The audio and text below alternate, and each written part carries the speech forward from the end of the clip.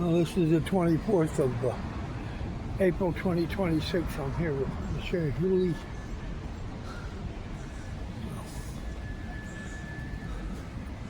I worked with him this morning to help get his filing in for the Court of Appeals, appealing the sham order that they sent him on the 6th of April. And what a piece of joke that is. But this is the way it always is. This is what my life is, bringing people down to this court or filing documents for them in the court, checking their dockets. You know, you can't trust this court. You can't trust it. Any of the courts in the United States anymore. They only protect the lying, thieving corporate lawyers and their insiders. And everybody else gets second-class justice. Now I have to drive him out to Greenbelt, Maryland. It's 3:30 in the afternoon, so it's going to take almost an hour to get out to Greenbelt. And so he can file a motion to reopen the case in Greenbelt based on newly discovered evidence.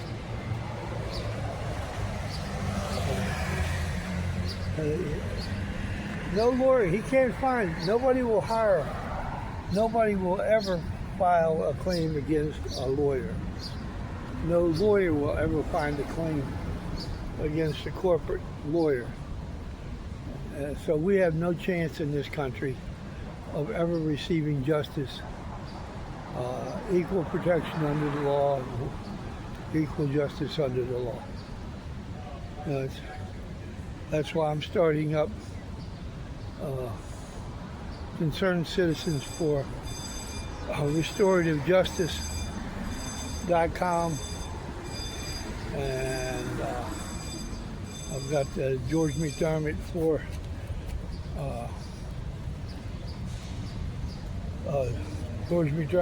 Justice on YouTube, SecretJustice.com, MarylandCourtWatch.com, and GeorgeMcDermott.com. Nobody can say I didn't make a record of what the hell's going on in this country. These are all backed up by almost 1,800 docket entries at this point. Video documentaries on what happens in our courts. And yet I can't get a damn nickel from anybody. Nobody wants to help fund the fight to save our Constitution and our rule of law. It is what it is. You have to do what you have to do. I'll wait till he comes back out. I know they're going to try to give him a bunch of crap. But that's what happens. I'm way behind to put videos up. I think I've got about 10 videos that I have to put up on GeorgeMcDermottForJustice.com. And then I heard about Sherry Evelyn today. Her attorney in Baltimore called me and said that they're requiring that she have a $100,000 bond for the estate of her sister, Cheryl Dalton. $100,000 bond, knowing that she's homeless. So in other words, they're making sure that she will never be able to